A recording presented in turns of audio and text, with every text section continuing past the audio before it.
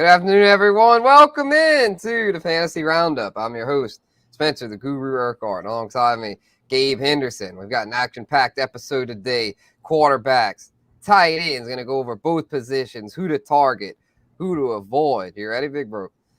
Yes, sir. I will tell you, Spencer, if you see my arms flailing at any point, there's a fly in my office today. I'm not reacting to your takes in a negative way.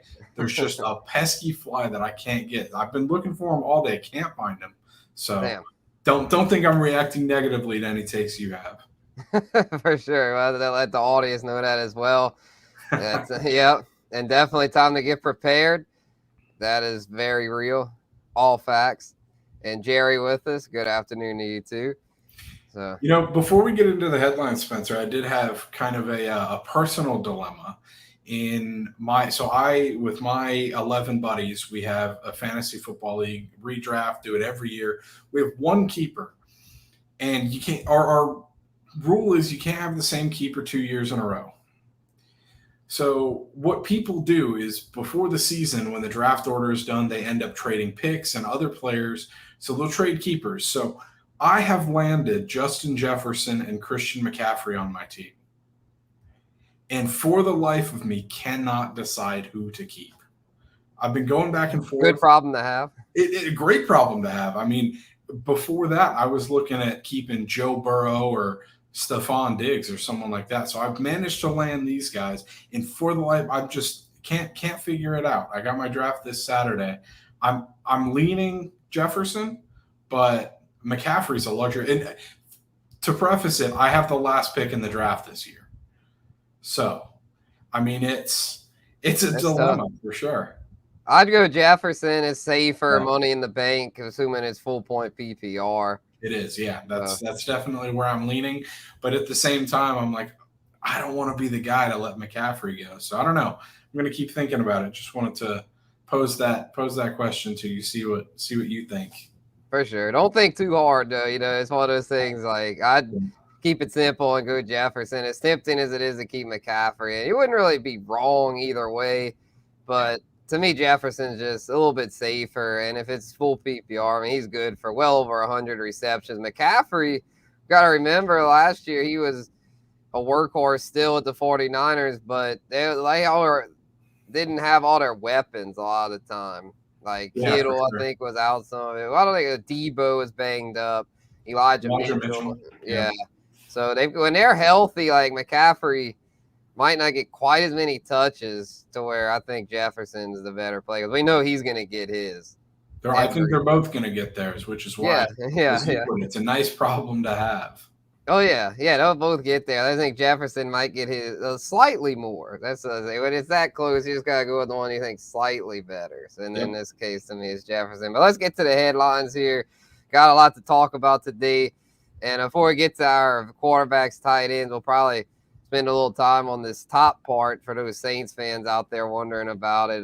Alvin Kamara suspended 3 games. We know this. That's set in stone. But Kareem Hunt, he visited the Saints today. They brought him in for the workout yesterday. Then he visited today thinking they had a contract done. Walks out, though. It's reported a couple hours later after everyone assumed it was a done deal. He walked out without a deal and is on his way to Indy to go visit the Colts, who have a huge need at running back because Jonathan Taylor remains out with an ankle injury. Also requested a trade from the said Colts, who just are a complete mess right now. Zach Moss, their backup, is injured, so Colts desperate for a running back right now. Might offer Kareem Hunt a little more than the Saints, and in that case, I have a feeling Hunt's going to sign with whoever pays him the most. And as far as the Saints, I think Leonard Fournette could be a good plan B because he's also a free agent. But maybe Josh Jacobs for some of these running back needy teams. It's now being reported that Jacobs is receiving interest from the Broncos and Chiefs because it's looking more and more likely that he's not going to play with the Raiders this year. He still could come to terms on the 1-year franchise deal, but there's also the chance the Raiders rescind the franchise tag or trade Jacobs. Could be a tag and trade situation or just a complete just rescinding of the tag in which he'd become a free agent. And that would really open things up because Dalvin Cook's still a free agent. Kareem Hunt, as we just mentioned, and Leonard Fournette. So this running back market is very up in the air right now. And then Isaiah Pacheco looking like he's going to be ready for week 1 along with Kadarius Toney. So that might make the Chiefs a little less likely to land any of these guys. But it's just it's running back crazy right now, Gabe. I know we had our running back show last week. We could probably do another running back episode because this is just there's a lot of dominoes, a lot of dust yet to settle here with these backs. It's just I don't know what to think of all this. It's wild. Yeah, the craziest part is the biggest domino that has yet to fall, which is Dalvin Cook wasn't even listed in those headlines. So I mean, Right. it's craziness, as you said. And here's the thing about the NFL offseason and preseason. It's going to be a lot more dramatic than it actually is. I think Josh Jacobs ends up playing with the Raiders. We saw the whole Lamar Jackson saga play out earlier in the year. I think Josh Jacobs ends up staying. I don't think they can really afford to let him walk, especially to a division rival. Jonathan Taylor's the one that might be a different story, though, just because Jim Irsay is insane. Yeah. And I know you have strong feelings about that. And so I don't know. I don't know what happens. I think if you're Kareem Hunt, though, you go where you can play the most, not where you get paid the most money. Yeah, and in that case, probably be the Colts because with the Saints, he get to play a lot, probably just the first 3 weeks, though, and then he'll might end up released and then back to where he all started. So I can see why he left there without a deal because they probably told him, look, we'll give you a nice check for 3 games, but then after that, it's probably adios. So he's like, man, I've still got the juice. I'm going to try and sign with somebody where I can play the full season because let's be real. I mean, when you've got too many cooks in the kitchen at the running back position, somebody's going to have to sit out. And we saw that in 2017 with the Saints and Adrian Peterson. And it's like when you're used to getting touches and then you go from getting a lot of touches to none, it hurts. It bruises your ego. And so the reason I said Leonard Fournette is because Fournette might put up with that because he coming home to NOLA. He's a NOLA native, went to St. Aug. It's like even if things don't work out as far as his performance, he can still be, well, at least I'm back home. Kareem Hunt has no ties to New Orleans. I forgot where he went to college, Michigan State maybe. I mean, it's just like to where if he has to move himself over here and then gets released after 3 weeks, he's probably like, why do you even waste my time? To where the Colts, it's like if Jonathan Taylor sits out, then it's like he might start all season.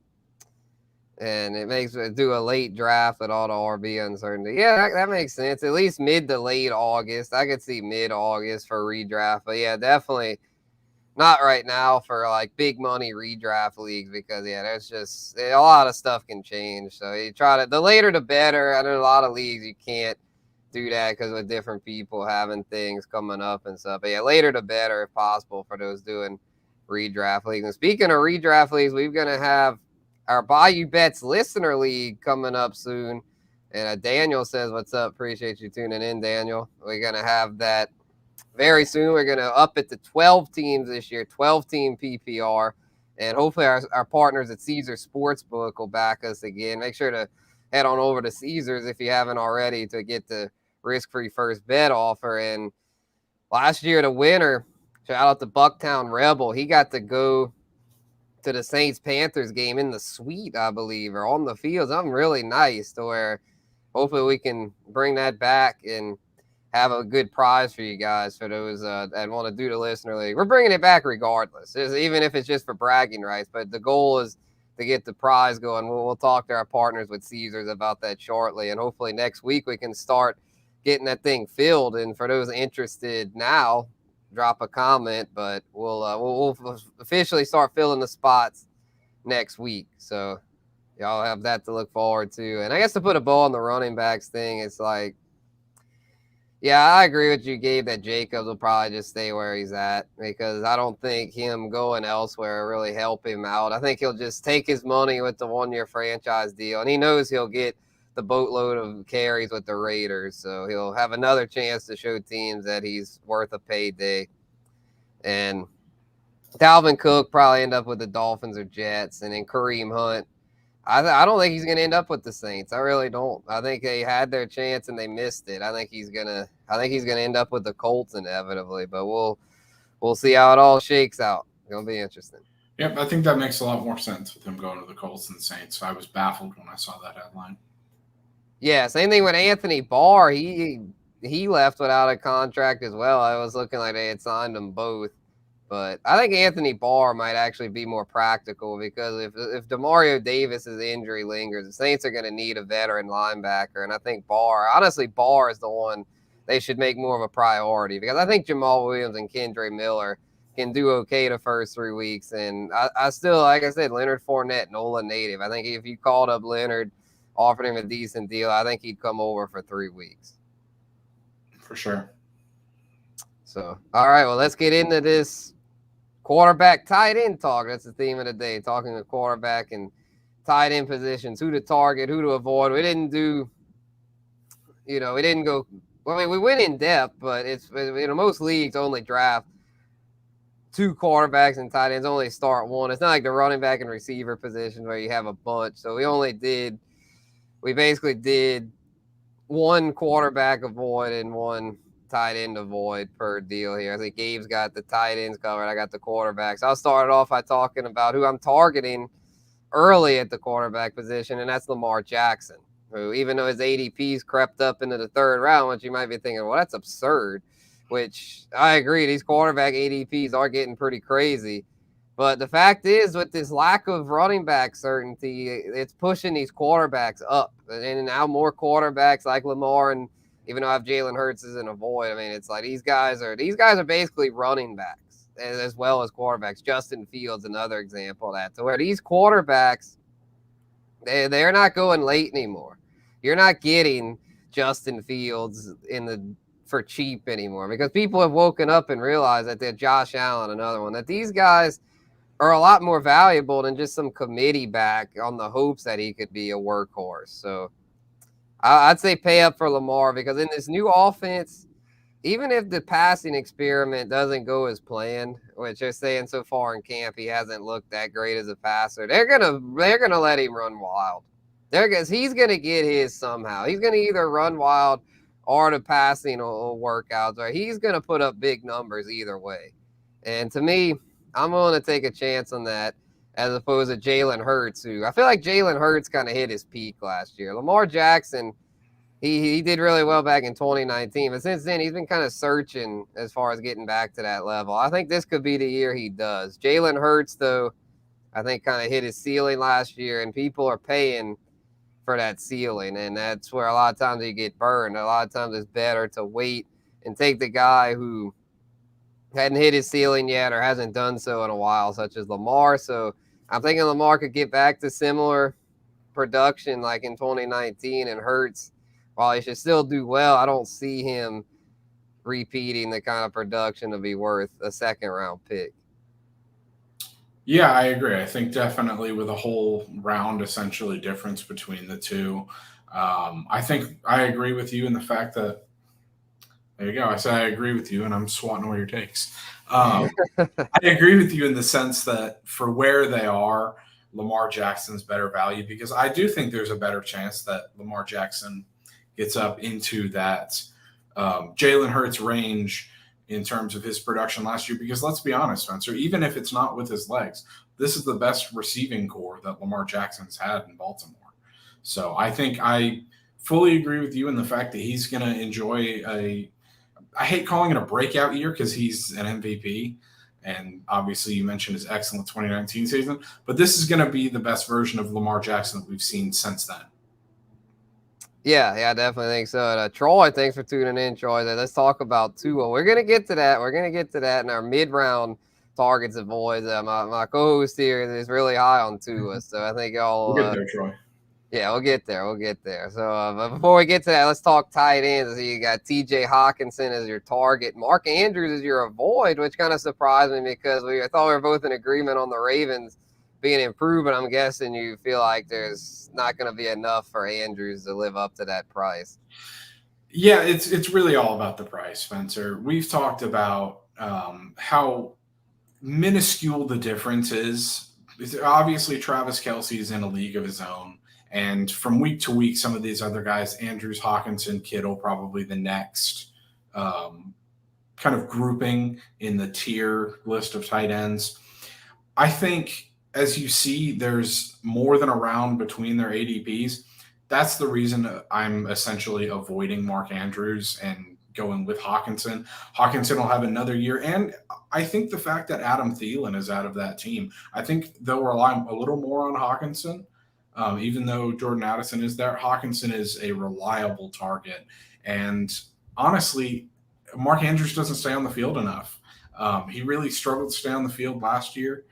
And with Isaiah Likely, I've said it before, I'll say it again. I think he gets more involved going forward.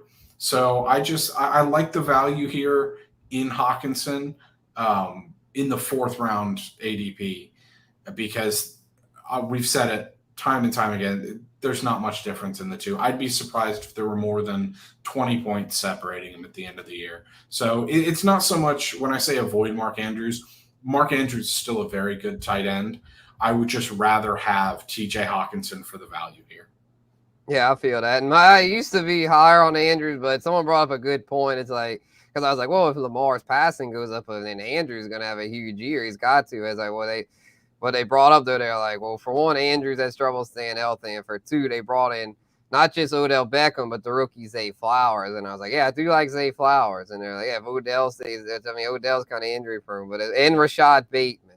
You've got 3 good receivers, so if only 2 are healthy, that's still not a huge amount of volume guaranteed for Andrews. He's guaranteed to get solid production when healthy, top 5 tight end production. But if you're paying a third round price for him, you need to expect more than that. As far as you want this guy to be at the level of guys like T. Higgins and Devontae Smith, and the fact is he's just not going to get that unless the receiving core gets decimated, because the whole point of bringing in these receivers is to give Lamar some more downfield threats. Andrews can stretch the field at times, but they're going to want him to be more of a chain mover as opposed to like the big play guy.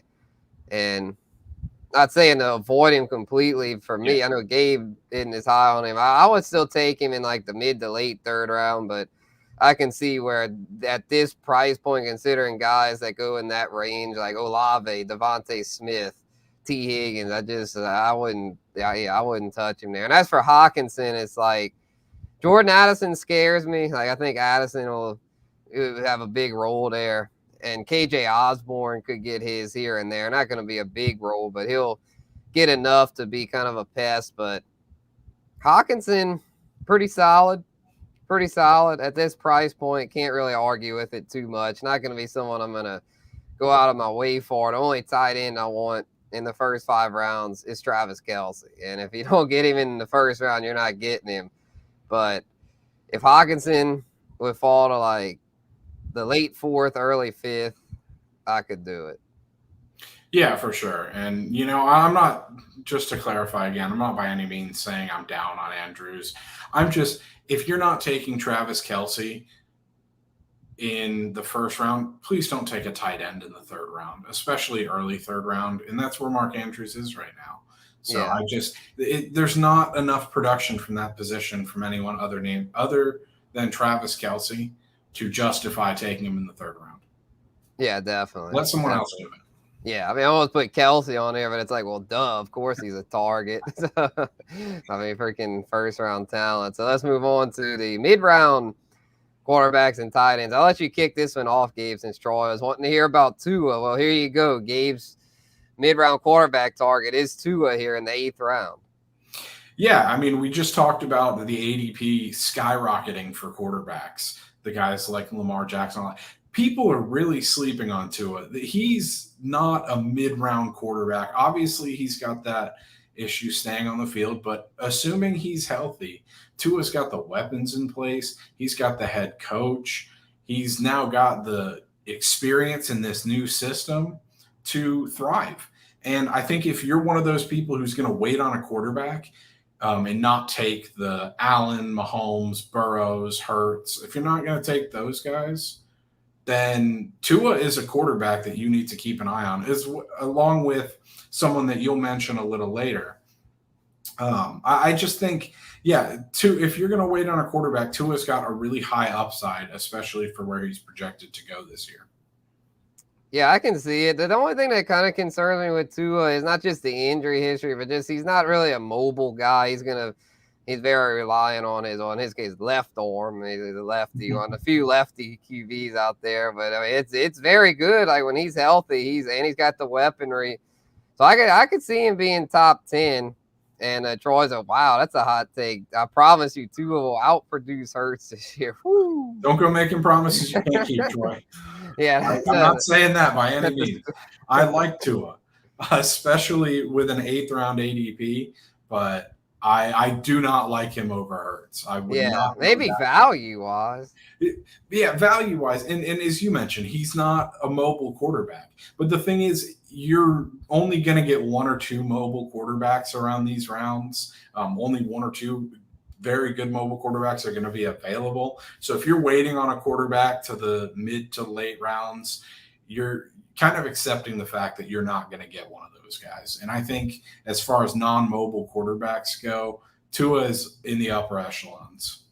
Yeah, for sure. Yeah, he's one of the best pure passers out there. If he's healthy, I mean, he could be a sneaky pick to lead the league in passing. I don't know what his odds are on Caesars. That could be something we could do a little piece on, like who's the favorites to lead the league in passing, and he might offer value on that. And I see Geno Smith last year as a guy that was a really good passer, but I see you're down on him this year, and I can kind of see why. You know, he's had a career year last year, going to be hard to replicate it, but I feel like his ADP isn't that bad. So what's got you down on Geno? No, I don't think it's that bad. I just think obviously it's crept up from last year. I mean, if you took Geno where he was free last year, yeah, I mean he was free. You got an excellent deal, and I think people are now starting to realize, like, you know, Geno was very good last year, and he's got a lot of weapons around him. I just don't see him replicating that. And so for that reason, I'm fading him.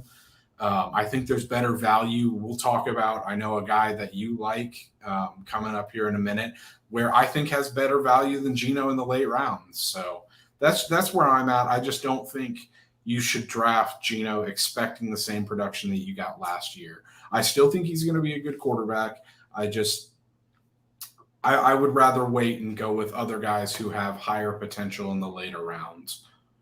Yeah, I think he's more of a QB too. I think they've had a full year of film on him in Pete Carroll's system. Defenses are going to adjust. The addition of Jackson Smith and Jigba should help him at least stay relevant. But I think by relevant, it'll be more like QB2 production as opposed to the QB1 finish he had last year. Yeah, for sure. And we know that Pete Carroll, other than when he gets to the 1 yard line, he loves to run the football. And when you have the running backs that they do, I think there's good reason for that. So I think that could also take away a little more production now that they know what they have in the running game. But you never know. I mean, if Geno does have a better year than this year, I'll eat my words. But I just don't think for where he is going now, I think you can get a guy like Jordan Love, who is basically free, who could have one of those Geno type years. Yeah, you never know who might be this year's Geno. I mean, I was just thinking maybe Desmond Ridder. That Falcon system is better than people give it credit for with Arthur Smith. I know it's a lot of running, but Marcus Mariota was a borderline QB1 last year before he got hurt. So yeah, I think Ridder could be a trendy sleeper pick there.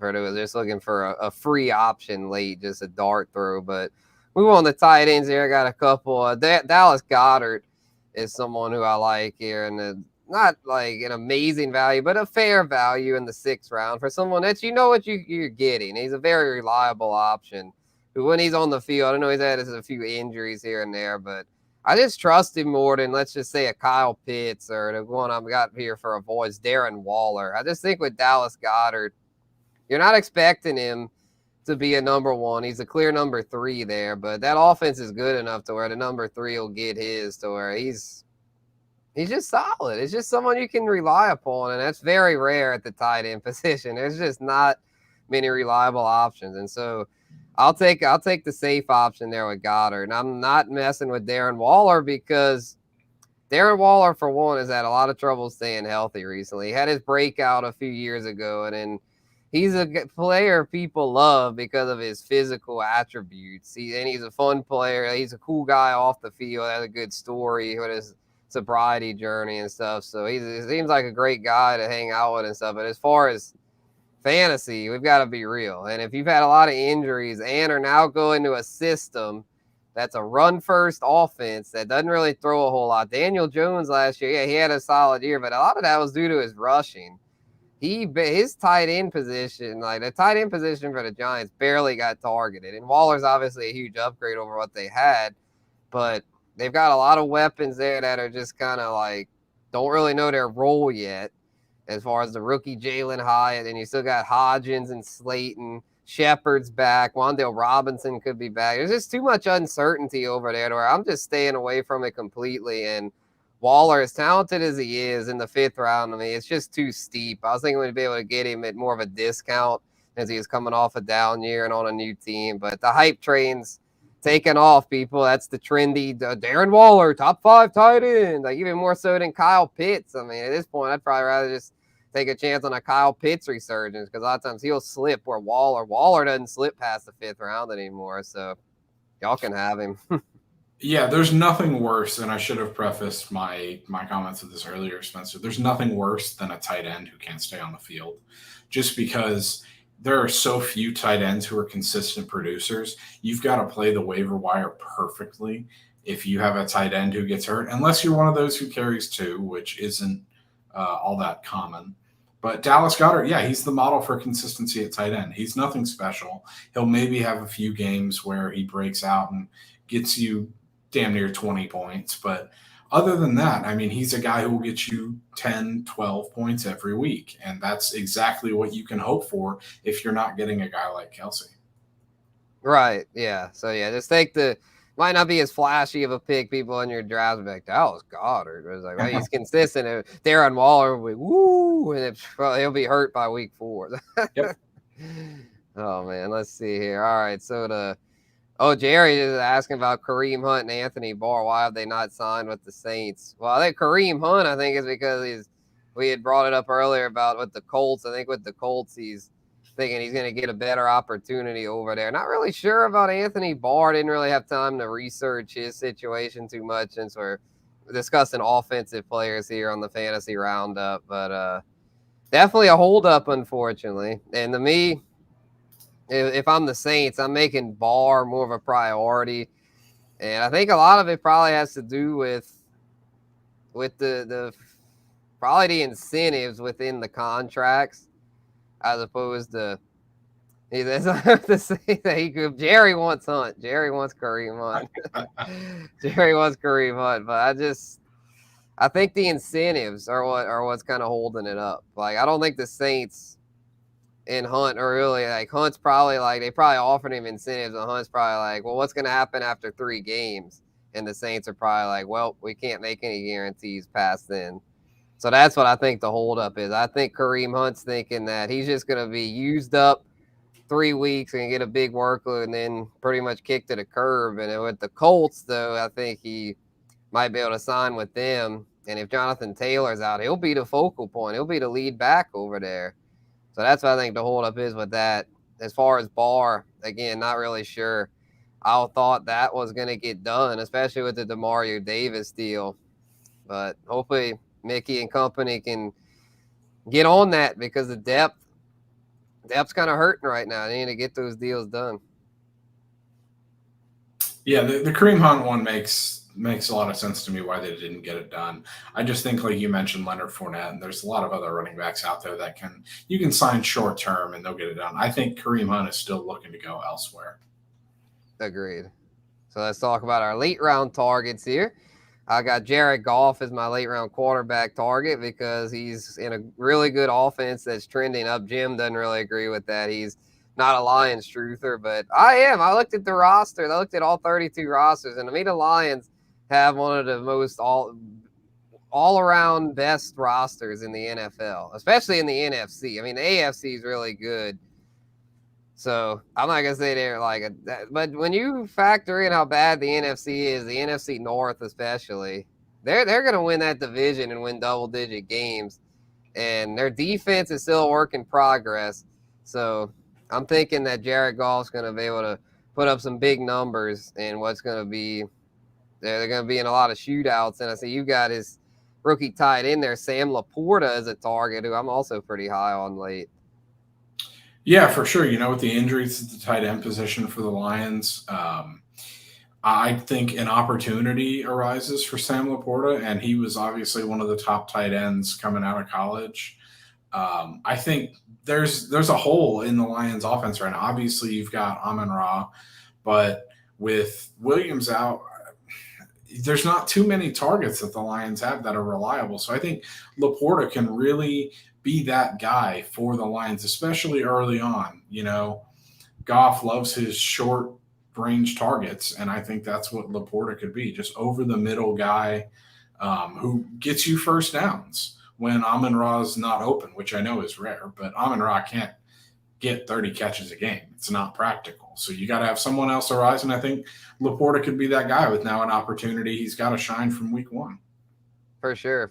And we'll Jake from State Farm in the building. We'll get to your question here. That's a pretty lengthy question there. We'll get to it after we do our avoids here, which I'm avoiding Tyler Higbee at tight end. I'd much rather take a chance on a young up-and-coming tight end like Laporta. And it's crazy that Tyler Higbee's being drafted over him because Tyler Higbee you want to talk about mid. Tyler Higbee's the most mid tight end I've ever seen. And it's like, that's not going to cut it as far as your lineup. You want someone like Dallas Goedert is at least good enough to where it's like he gets enough points more than the average to be worth it. Tyler Higbee is one of those guys. He's just okay. He plays all the games. He's durable, but he doesn't do enough to justify rostering because he's no better than the replacement level. You're just as good basically playing the waiver wire each week. So don't mess with that. It's not worth it. Try to shoot for upside late. You might as well. It's the 12th round. Don't worry about safe targets in the 12th round. Higbee had a few touchdowns last year early on, and everyone went nuts and forgot the rest of his career. Yeah, he's had little spurts where he's done good, but other than these like 3 or 4 game stretches, he's not been reliable. And I see you've got Bryce Young. You're down on the rookie there. Yeah, I think there's better rookie options available. I mean, I think both Anthony Richardson and CJ Stroud will be better fantasy-wise. I don't see the Panthers throwing the ball that often. I know they revamped their receiving core. I really think the running game and Miles Sanders is what they're going to lean on. So I don't think you're going to get as much production from Bryce Young. And I think there are concerns about his transition into the NFL. I think he'll be fine in the long run. He just might struggle early on. So I'm predicting that. And I think 13th round is too early to take a rookie quarterback like Bryce Young. Yeah, I agree. It's not worth messing with these rookies. They're going to be in for some rude awakenings because like none of the Panthers, Texans, or Colts are in good shape. So yeah, I wouldn't mess with those guys. And we got a question here. Are you worried about historical rookie tight end production? I'm not really that worried about it in this case because one, you're getting him so late, 12th round. It's like, what the hell? Even if he busts, you're not out anything. And also, in this offense there, Detroit, it's a good situation because they don't really have anything else at tight end, and their receiving core is a little thin behind Amon-Ra St. Brown, who had Jamison Williams suspended. So I normally don't mess with rookie tight ends. I'm not high on Michael Mayer. I mean, even Dalton Kincaid, someone I was really high on pre-draft, and he landed with the Bills, who have established options. Not really that high on him, but Laporta is the rookie tight end I am high on because to me he landed in the best situation. I agree, and I do think it's worth noting, although I know there have been historical rookie tight end struggles, I think this is also the best rookie class we've seen in a while. I'm not saying all of them are going to produce right away, but I think guys like Laporta and maybe even Kincaid, because I think Kincaid will get red zone targets. I think both of them will have decent first years. For sure. Let's grade Jake's trade here. Dynasty with contracts. Oh, he's serious. He takes this stuff serious here. Tyreek with 2 years left for Drake London with 4 years left. I also saved $20. Drake at $24. Tyreek at $45. I tell you what, man, unless you're in a thing that's like a situation where you think you've really got a stacked team that's ready to win now, I'd probably take this because Drake London's someone that's just scratching the surface. Tyreek Hill last year may have been his career year. I think he'll have another big year this year, but with Jalen Waddle there, I don't know if he'll do quite as well. And it's just, I think he's going to gradually tick down. Drake London, I don't trust Kyle Pitts to be a number one. Drake London's the number one over there. And they've got Bijan to help take attention away. So they've got other weapons. Drake London, I think, is really in a good spot for success. And he's pretty much the only game in town at the wide receiver position. And I think he's going to fill the A.J. Brown role. Remember, A.J. Brown burst onto the scene, and Arthur Smith was the play caller in Tennessee. Yep. Now Arthur Smith's the head coach and play caller in Atlanta. So I think Drake London's in a really good spot. So unless you've got a team with a lot of older players that's just like, well, if I don't win this year, I'm going to have to rebuild. If you're just kind of like, just in just whatever kind of spot, just like kind of a mid-range spot, I'd probably just do it. And it might hurt your chances a little bit this year. But moving forward, if he's got 4 years left, it'll really help you out in the long term. So if this is a league you plan on sticking with, I'd probably go ahead and take that. Yeah, and just to add one more thing to that, Spencer, you alluded to it earlier. I think Desmond Ridder will be a lot better this year, and I think that'll eventually lead to more opportunities for Drake London, who had a really good year last year. He flew under the radar, fell off toward the end a little bit, but obviously that's partly because of growing pains with Desmond Ridder, and I'm on record, you're on record, both saying that he'll be a lot better this year, I think. Mm-hmm. Oh, he actually already did it. So they grade the trade, please. Yeah, that's a good trade. I give it. Yeah, I give it. I guess A-. I like it, but it's like B+. Yeah, B+, A-. Yeah, I think it's a decent trade. Maybe could have gotten a little more, but it was considering Tyreek's age, he probably couldn't have gotten much more than that in the dynasty. Troy's got another one for us. Keeper league got Cam Akers in the 17th round. Year he was hurt, so it cost me a 15th rounder. Is he worth keeping? Is he the man for the Rams? Yes and yes. I mean, the Rams don't have much in their backfield. And even if he isn't 15th round, it's no risk. So, yeah, that's an easy one. Absolutely. Cam Akers is absolutely worth a 15-round flyer, put it that way. Oh, yeah. Yeah, that was a fortunate situation there. So, all right, I guess I'll get my rant over with here. It has to do with Kareem Hunt. And Jerry will like this because, we kind of talked about it, but from a Saints perspective, though, it's just, again, it goes back to what Jim was saying yesterday about how it's so hard to get anything out of the Saints. It's just always a mystery surrounding their decision-making. They never say anything. So my rant here is just basically, well, what happened? What happened? Why didn't the deal get done? Why did he walk out with no deal? Why? Like, why are these questions not being answered? Why is everything such a mystery? I know it's fresh news, but it's just still like, come on, man.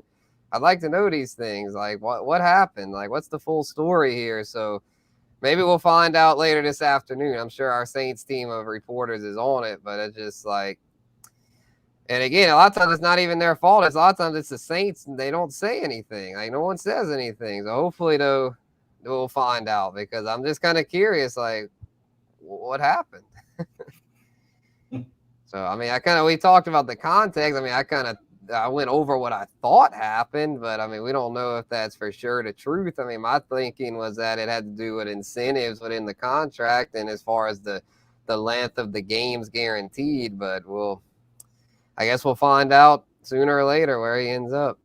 Yeah, just to tack onto that a little bit, I don't think both sides take a meeting knowing the situation that both of them are in. I don't think they go into it thinking that they won't strike a deal.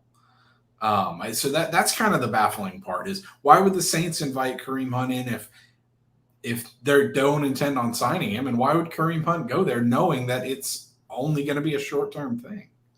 Yeah, I think, it was kind of weird because I guess he thought maybe he figured they'd give him more of a guarantee beyond the 3 games. Maybe he figured they'd be like, oh, we'll keep you on regardless, but they couldn't guarantee that. He was probably like, I don't know. I think I'm better than just a 3-game rental. Yeah, and now that I think of it, it did get him a meeting with the Colts. So, I guess if he was kind of just waiting for one team to show interest so he could kind of get the ball rolling, I guess. That's my take of it.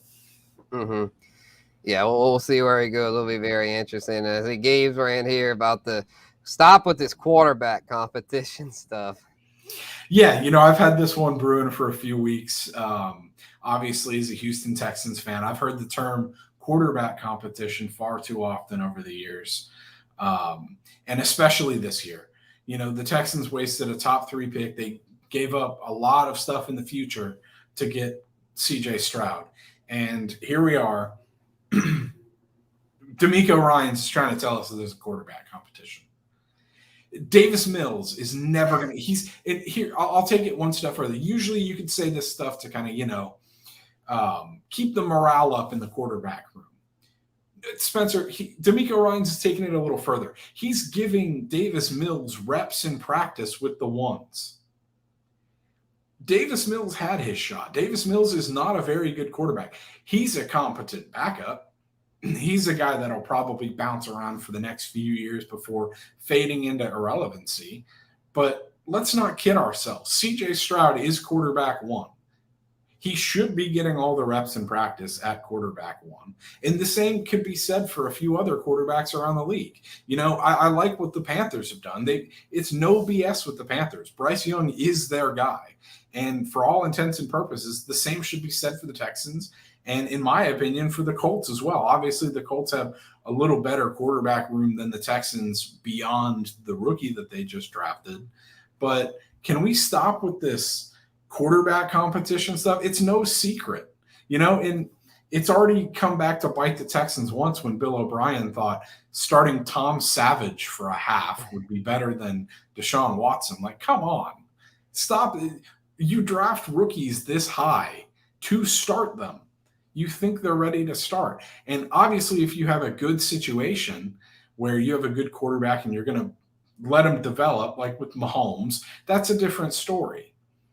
But the quarterback play has sucked the last few years. So stop kidding around. Be more like the Carolina Panthers, and please just name your rookies your QB1 because it'll save everybody some time. Right? Yeah, because Alex Smith, go back to the Mahomes thing, Alex Smith was there, and he at that point was a very strong starting quarterback. Right, the Texans, Davis Mills is not that. Case Keenum, not that. So, yeah, I think from what I read, though, CJ Stroud's been getting more of the first team reps. So I would think D'Amico is going to come around and start him. Hopefully, he doesn't pull a Bob and freaking start the wrong guy. No, I'm by no means saying that Davis Mills will start. He absolutely will not.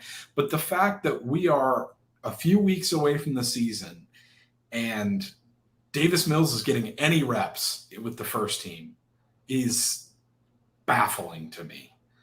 Just because CJ Stroud is so clearly your guy. And all the reports have said he's a great leader, and people are absolutely amazed at how well he's matured and transitioned into the NFL thus far. So just quit playing around. Be like the Panthers. Name your starting quarterback. You're not fooling anybody. Yeah, definitely not. And Troy's got a question for us here before we go. If Dalvin Cook signs with Miami, which he thinks he will, I think he very well could. Where do you draft him in the Miami offense, which thinks will be very good? A little lower than you did in the Minnesota offense, but I still think he's going to get his with Miami. Yeah, because it's a pass-first offense. I mean, Tua's going to be as good as y'all are thinking, and so they're not going to be running that much. But I still think they'll run enough for Dalvin to be – he'll be like a low-end RB2 probably, and should be drafted. I'd say it would be a good price point for him, like the 5th, 6th round, somewhere in there. Yeah, I think 5th, 6th. I think he's a little better than a low-end RB2. But, 5th, 6th round is fair. I think we can agree on that. Yeah, I'd take him right around like where DeAndre Swift goes, kind of in that range. I take him above Swift, I think. Yeah, I probably would too, honestly. Yeah, David Montgomery range, Swift, Pacheco. I pull up my rankings here. I think Pacheco is probably the most fair comparison. I'd take him around Pacheco for sure. Yeah, like Montgomery, Cam Akers, J.K. Dobbins, Alexander Madison, Cook, Kamara, Rashad White, Swift, Connor, Pacheco. Yeah, all those kind of that similar range there. The low-end RB2, high-end RB3 range. Yep. So probably more the low end RB2. I think he's a little better than a lot of those guys on that list. So me too. All right, well, that's going to do it for today's Fantasy Roundup. Appreciate everyone that tuned in. Got through our positional targets and avoids. Next week, we'll probably move on to rankings. We're going to get our rankings set in stone here. Well, as set in stone as possible. There's always stuff changing, but we're going to try our best to rank all the players per position and get ready for these drafts, which are coming up soon. Yep, looking forward to it. Appreciate all the questions we got today. Spencer and I love answering those. Happy to help out wherever we can. Yeah, and I know we're gonna get more as time goes on. It's only just getting started, and we're gonna have our listener league. Y'all stay tuned for that Bayou Bets listener league. Hopefully, gonna have a prize on the line. Should be a lot of fun, a lot of bragging rights. We'll show the standings each week, be interactive, and so hope y'all can join that with us. But until then, this has been Spencer the Guru and Gabe Henderson. Appreciate y'all watching Fantasy Roundup.